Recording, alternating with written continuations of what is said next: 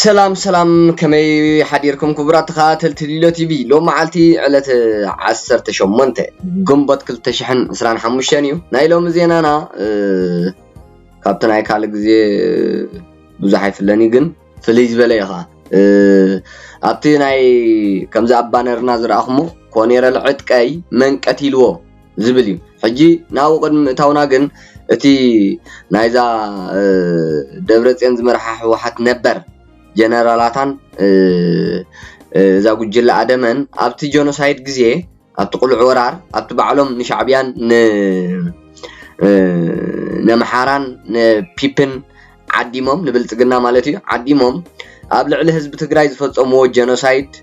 مسو تتحايزو لعلي 1.5 مليون تግራዋይ ዝጠፋሉ بجكو نحنا اب تግራይ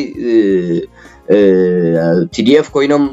ህዝብ ትግራይ ንምድሓን ትግራይ ሓራን ምግባር ዝተሰውኡ በሓይልታት ኣምሓራን ሽፍታ ሻዕብያን ካልኦት ሓይልታትን ብግፍዕ ዝተቆትሉ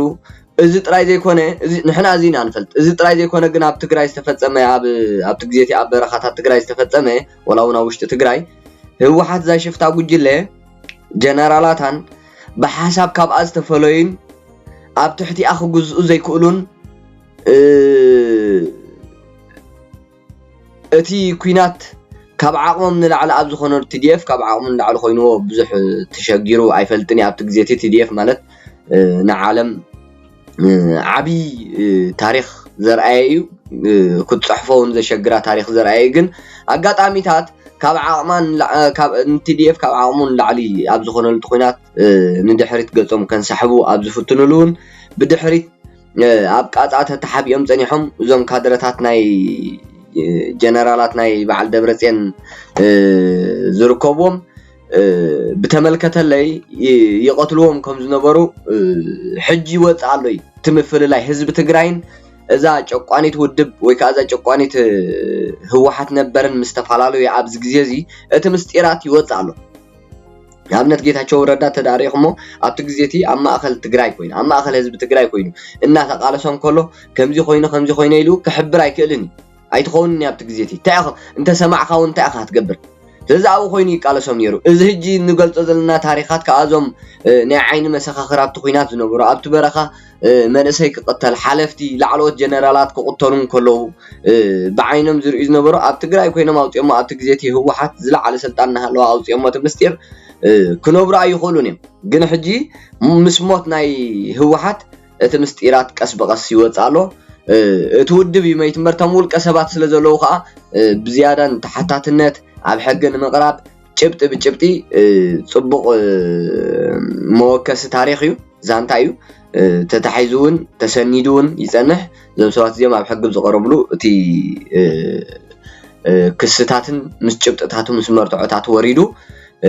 تحتت زي يكونوا لزم سوات زيهم يلن حجي كم زبالكم بحساب استفلاع نجيتاچو قدم مقتلون يرم كايما برخه نصاد كان قدم مقتلون يرم كايما برخه ግን تدقف بدحريم زل حيلي ولا عالم تግራዋይ ጥራይ አይኮነን ደጋፍ በዓል ጌታቸውን ጻድቃን ነይሩ ዓለሙን ነቲ ህወሓት ዝብል ውድብያ ተቀባልነት ዘይነበረ አንበር ምስ ጌታቸው ምስ ጻድቃንሞ ጽቡቕ ርክብን ጽቡቕ አፍልጦን ምሕዝነትን ነይሩዋይ እዚ ንዑ ስክፍታ ስለ ዝፈጥረሎም ነበረም ስጉምቱ ዘይወስድሎም ነይሮም በር ኣብ በረኻታት ትግራይ ምቀተልዎም ነይሮም በዓል ደብረጽዮን ጀነራላቶም ስለዚ ኣብ ትግራይ ኣብ ትግዜ ህወሓት ነበር ዝወልዕቶ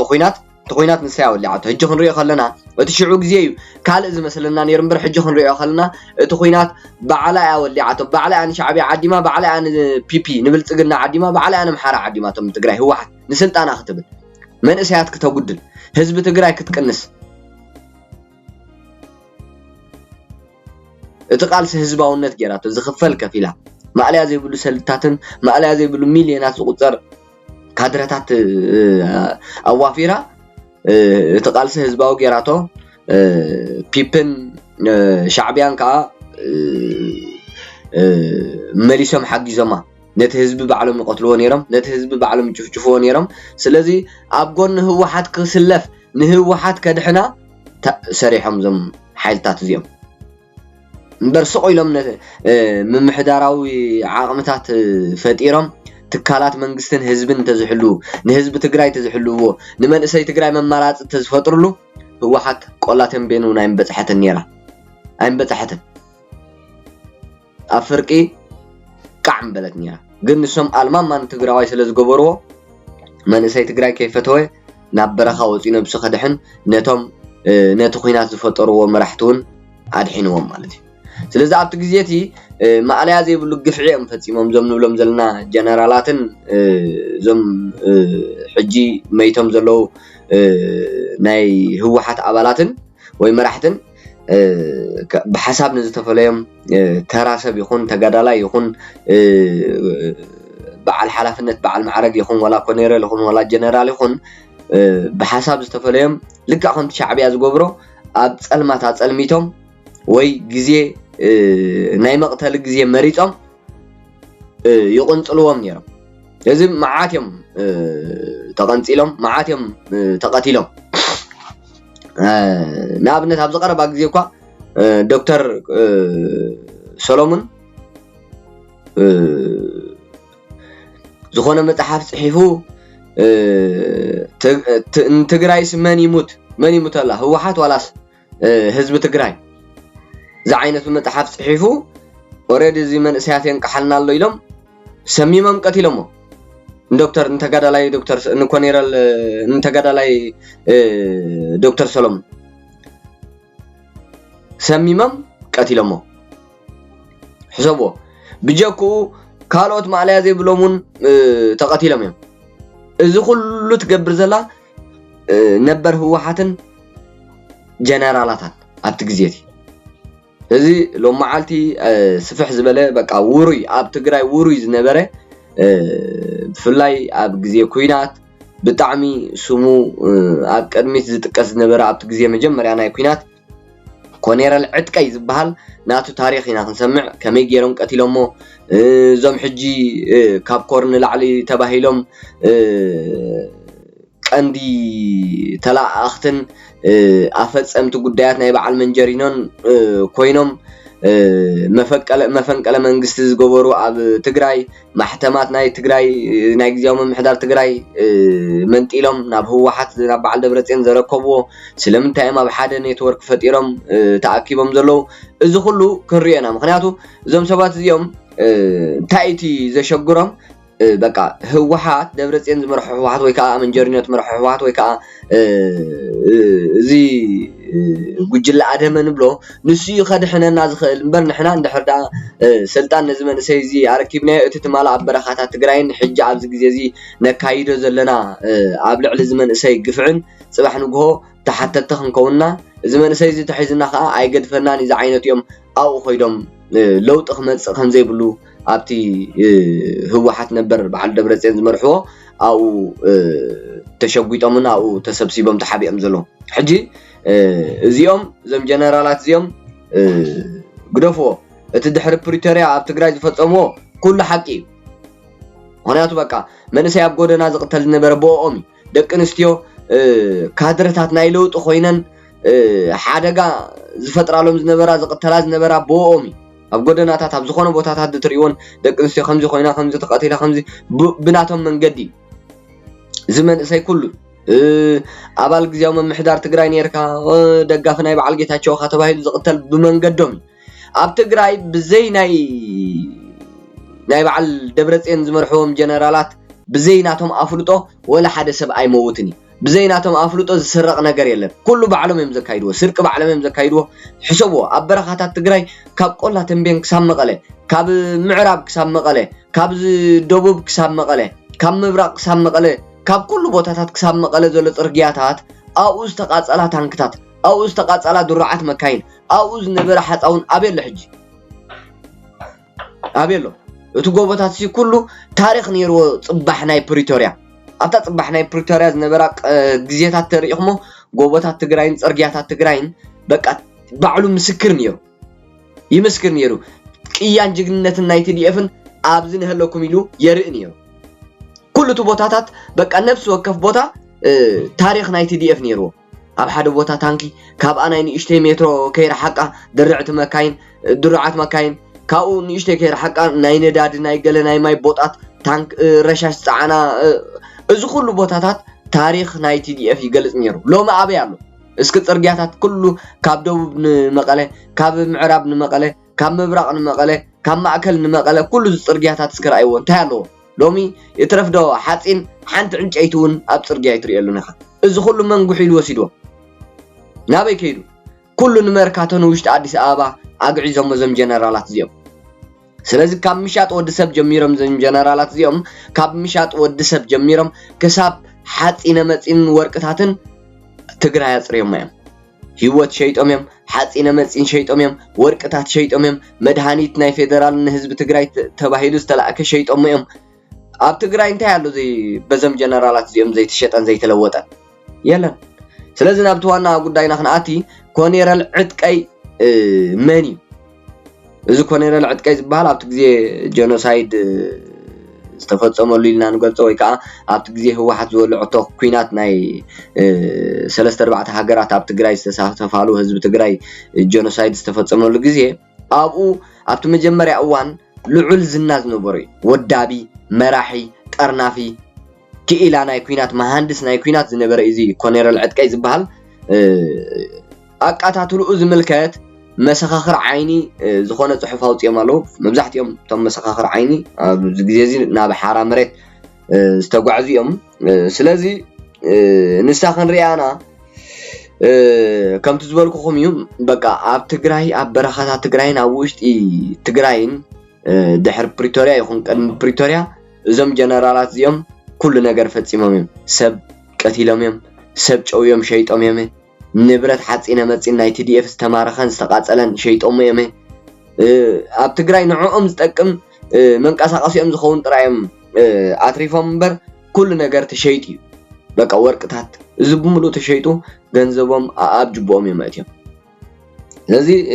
ኮኔረል ዕጥቀይ መን ቀንጺልዎ ህወሓት ነበር ንስልጣና ክትብል ምስ ፌደራል መንግስትን ሻዕቢያን ኣምሓራን ተላፊና ኣብ ሕዳር 2020 ኣብ ዝወልዖቶ ናይ ጄኖሳይድ ኩናት ህዝቢ ትግራይ በቶም በተለምዶ ወረርቲ ሓይልታትን ጄኖሳይዳትን ንብሎም ህወሓት ነበር ዝዓደመቶም ሓይልታት ዝተቀተለ 1.5 ሚልዮን ትግራዋይ ጥራሕ ዘይኮነስ በዓላ ዛ ህወሓት ነበረን ጀነራላታን በተመልከተለይ ዝቀተለቶም ካብ ተራ ኣባል ክሳብ TDF ከምኡውን ኮኔረላትን ጀነራላትን መሊኦም እዮም كما أبنت تكاس كونيرال عدكي زبهال منكتي الونري قال سهزب تقراي دقيم بهوحاتن كادرتاتان أي عوتن قال سهزب تقراي دقيم بهوحاتن كادرتاتان أي عوتن اتولدو بعلو كمرح اللو زبل زنبر إيزي كونيرال عدكي منكتي الو زز تقاتله منكتي الو خاهرينا عدكي منكنسي الو كونيرال عدكي سراويت تግራይ ሰአን وحلول አመራርሓን እኹል ቅድመ ምድላውን ምስተበተነ ዝተበተኑ ፍሉይ ሓይል ኣኪቡ ንሱ ባዕሉና መረሐ ምስ ሽፍታ ሻዕቢያን ሰራዊት ፒፕን እናተኳሸሐ ዓቕሙና ጎልበተ ዝነበረ ጅግና እዩ ኣብቲ ግዜ ቁልዕ ወራር በዓል ወድም በይተይ ዝነበሮም ሰራዊት በቲኖም ምስ ገባር ኣብ ዝነበሩሉ እዋን ንኣብነት ወድም በይተይ 5 ሓለውቲ ሒዙ ሸኽሚ ሓረስቶት ወረዳ ሳሕርቲ ከም ዝነበረ መሰኻኽር ይገልጹ እዚ ወድም በይተይ ንብሎ ዘለና زحجي حشكر ناي منجرينو وي كان ناي دبرصين وي ناي عالم كوينو كاب كورن العلن بلم زلنا كاب نسيب سلازي اتاغزي ناي كونيرال عدكاي زنقسقسلا زنبره خباب خا ابا نسلو يو تاريخ نرعى من قتيلو بخمي تقتيلو نابي اختوس دنيات وبغيرنا نسمع እዚ ሰነዲ ጽባሕ ንጎ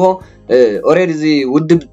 ውድብ እዚ ባዕሉ ነብሱ ቀቲሉ ስለዘሎ ባዕሉ ስለዝሞተ ቶም ሰባት ግን በአካል ስለዘለው ኣብታ ተሓታትነትን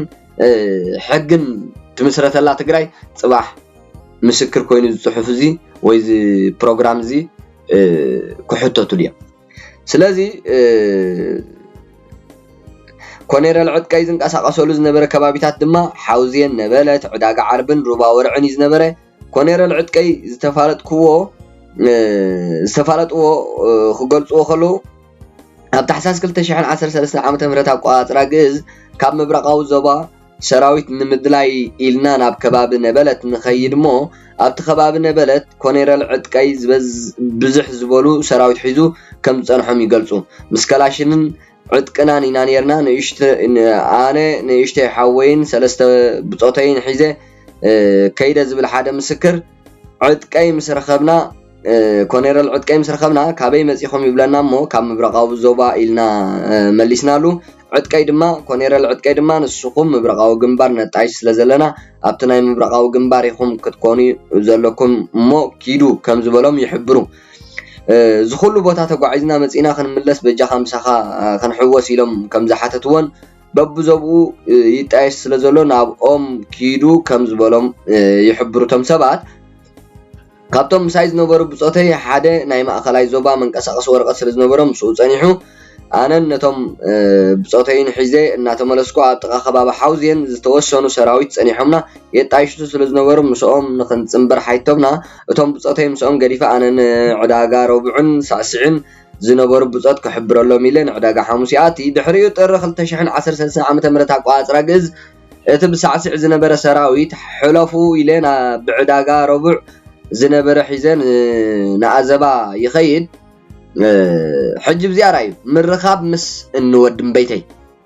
እዚ ወድት ታሪኽ እናገለጸ ከሎ ድሕሪ ጥሪ 2013 ዓመተ ምህረት ኣቋጽራ ግዝ እቲ ብሳዕስዕ ዝነበረ ሰራዊት ሕለፉ ኢሉ ብዕዳጋ ረቡዕ ዝነበረ ሒዙ ንኣዘባ ይኸይድ ዝምስክር ሽዑ ምርኻብ ምስ እንወድም በይተይ ኣብዚኣ ንርያ ኣብ ኣዘባ ወድም በይተይ ምስኒ ሽሻይ መረሳ ይረኽቦሞ ኣኪቡ እንቋዕ ደስ በለኩም ናይ ግንባር ምብራቕ መስረቲ ኢኹም ኢሉ ሓደ ነገር ምስ በለና ንእሽተይ ጸኒሕና ንዕዳጋ ሶሉስ ንሰግር ኣብ ዕዳጋ ሶሉስ እናሃለና ሓደ ሓይሊ እንሆ ክጽምበረና እዩ ዝብል ይውጋዕ ነይሩ ውሱናት ተጋደልቲ ኮኔረል ዕጥቃይ ዝሓዘ ሰራዊት ዝኸውን እናበሉ يعلولو نيرم عدقي أبزن لعلز تتقصى خبابيتات زنو لعولي نيرو أبتن كبابي أبز بعل عداقا سولوس حلف الكان أبت خبابنا يبعل نبلتن أبزي زنو بتعمي استاي نيرو وري نيرو نكونير العدقي تتأمبرنا زبل زتلاقى دبدابه مس نملكت دما اب عداقا سولوس قرب صنيحنا نماي تخل نخيد بتخباب زنبرو نمسقلاي رزنن كونيرال وردن ابراهان زحزوم يصمبرنا كولينال عدقايون نخصمبر ورقات يلاخلو እዚ ዝኸውን ዘሎ ለካቲት 2013 ዓመተ ምህረት ኣቋጽራ ግእዝዩ መን ክመርሓኒ ዝመጽእ እንተደሊኹም ንስኹም ንዑና ባይ ኮኔረል ዕጥቃይ ታደብዳቤ ንዓናባናት ጸምበር ምስ በልዎ መን ክመርሓኒ ዝመጽእ ተደሊኹም ንስኹም ንዑና ባይ ከም ዝበሎም እዮም ዝገልጹ ኣብቲ ግዜ ትግን ኮኔረል ዕጥቃይ ብሰራዊትን ዕጥቅን ببزح نتبت خباب زنبرة خمس يبلطو خمس زنبرة قمون وقت بق درجة خمس زنبرة مس عد كاي زنبرة سراويت دما مش شعبيان بيبن بزح زبالو عوت زخونو قعت يكايد نيريو بمقابيت كل تشحن 10 ساعة متمرة قاز راجز بلنا عمو ولا بعلى خاخت مرح وي حاوزين نعا أخي باقيرنا خنرارا زبل ملأختي يشدلو بعلو دم بيتي أبزيا تاريخ تبالاشو الله ويكاتا نرأي رحن وديت مقنصال نجيغنا تغادلاي كونيرل عدقاي ناب حاوزين كيدو نخرادادا مس وسنه از وسانه ودم بيتي مس فلطه ناب ساريها مريهايو اتيو ودم بيتي نبل زلنا مخنياتو زحجي قوبع غيرو اب استفالاله ميدياتات زارب نبعل منجرينن زقاحل نزنجل ادمه اب لعلي منسي تግራይ كبيد قفع زفصم وديت مقنصال نجيغنا تغادلاي كونيرل عدقاي ناب حاوزين كيدو نخرادادا مس وسنه ازو سنه دما ودم بيتي مس فلطه ناب ساريها مريهايو اتيو ودم بيتي قنصلتي ملشاتات اب ورعي ادبيوم نخصنحو يمدب كابتو ملشاتات كيملت دما كابتا نز تاريخ زي صحافه جيغنا كابانا حنت ريجمنت مالت ريجمنت 3 قداج تباهلا نخد كيد يقبر مقنصال كونيرل عدقاي بقطرو مسرت النامصه انهالوه اتوم اب ورع ዝተመደቡ ملشاتات سلاماويان مسيلهم اب مكينو انهالوه تكشم يوقعو كوينو غنا ايموتن نحكمنا حوزين ياتي እዚ ጀነራል ወድም በይተይ ዝበሃል ንኮኔራል ዕጥቃይ ንምቅታል ሰለስተ ምልሻታት አዳልዩ ኣብ መንገዲ ተሓቢኦም ክጸንሑ ኣብ መኪናኡና ብመኪናኡና መጸ ከሎ ኮኔራል ዕጥቃይ ከዓ ኣብ መንገዲ ጸኒሖም ተኩሾም ይሃርምዎ ቆሲሉ ግን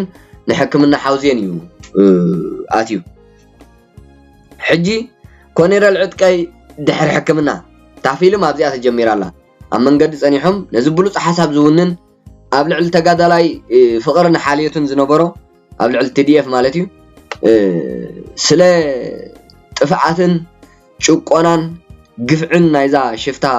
ህወሓት ነበርን ጽቡቅ ገይሩ ዝፈልጥ ናይ ጀነራላታን ድሕሪ ሕክምንኡ ድሕርቲ ኣብ መንገዲ ኣድብዮም እዞም ብወድም በይተይ ዝተላኣኹ ሰለስተ ምልሻታት ተኩሾም ዝሃርምዎ ድሕሪኡ ክንርኢ ወድም በይተይ ንምንታይ ሒዝኩም ለይ ትመጹ ኣቃብጽዎ ኢንየር ዝተዋህበኩም ትእዛዝ ኢሉ እዩ ዝነግሮም ብሕርቃን ነቶም ምልሻታት ሃሪምና ንሕክምና ኸይዱ ምስ በልዎ ሽዑ ከድኩም ኣቃብጽዎ ኢሉ ወድም በይተይ ሓድሽ ትእዛዝ የወርደሎም ሕክምና ኣቲሎ ከድኩም ቅተልዎ ኢልዎ ባይዘወይ ወድም በይተይ ዝሕጂ እሙንን ተላኣኽን በዓል ዝናን ናይ ደብረጽዮንን ዝመርሖም ህወሓት ነበር ካብቶም ካብ ኮርን ላዕሊ ዝበሃሉ ናይ ውልቀ ሰባት ጀነራላት ሓደ እዩ እዞም ልኡኻት ናይ ወድም በይተይ ንኮኔራል ዕጥቃይ ኣብ ዝሕከመሉ ዝነበረ ቦታ ኣትዮም ኣታድሕኑ ሕደጉኒ ኣነ ዕጥቃይ እናበለ ከሎ ኮኔራል ዕጥቃይ ደጋጊሞም ተኩሶም ይቆትልዎ ድሕሪ መስዋዕቲ ኮኔራል ዕጥቃይ ኦሬዲ ወድም በይተይ ሰለስተ ጀነራላት ሓዙ ወድም በይተይ ሰለስተ ጀነራላት ሰለስተ ምልሻታት ልይኹ ንኮኔራል ዕጥቃይ ኣብ ከባቢ ሓውዝየን መጥቃዕ ተፈጺሙሉ እዩ ኣብ ሓውዝየን ሕክምና ምስ ከደ ከዓ ገና ምስ ቁስሉ እናሃለወ ተኩሾም ኣዳጊሞም እዞም ሰለስተ ምልሻታት ቀቲሎሞ እዞም ልኡኻት ናይ ወድም በይተይ እዚ ጽባሕ ንግሆም ምስክር እዩ ክትሓዝ ይግባእ ምክንያቱ ከም ዝበልኩኹም ህወሓት ዝበሃል ውድብ መይቲ እዩ እዞም ሰባት እዚኦም ተሓተት እዮም ኣብ ፍርዲ ክቆርቢኦም ናብ ዘምልጥዎ ነገር የለን በዚ ጭብጥታት እዚኦም ፍርዲ ክረኽቡ ዘለዎም ስለዚ ድሕሪ መስዋዕቲ ኮኔራል ዕጥቃይ ድሕሪ መስዋዕቲ ጅግና ተጋዳላይ ዕጥቃይ ኣብ ትሕቲኡ ዝነበረ ሰራዊት ይናደድን ይሓረቕን ኣይነ ሕወስን ድማ ኢሉ ኣብዮም ነቶም በዓል ወድም በይተይ ድሕሪ ብዙሕ ኣኼባ ምስ ሙሉእ ሰራዊትን ዕጥቁን ኣብ ትሕቲ ዕጥቃይ ዝነበረ ናብ በዓል ወድም በይተይ ጽምበር ንምንታይ ቀቲልኩሞ ንዝብል ሕቶ የልዕል ነይሩ እዞም በዓል ወድም በይተይ ዝህቦ ዝነበረ መልሲ ከዓ ንምንታይ ንጅግና ተጋዳላይ ዕጥቃይ ተቀቲሉ ንዝብል ሕቶ ዝወሃብ መልሲ ትግራይ ትስዕር ህወሓት ትስዓር ትግራይ ትስዕር ህወሓት ድማ ትስዓር ኢሉ ታቤላ ለጢፉ ነይሩ ኢሎም መልሲ ይህቡ ምንባሮም ይግለጽ ወይ ከዓ እዞም መሰኻኽር ዓይኒ ይገልጹ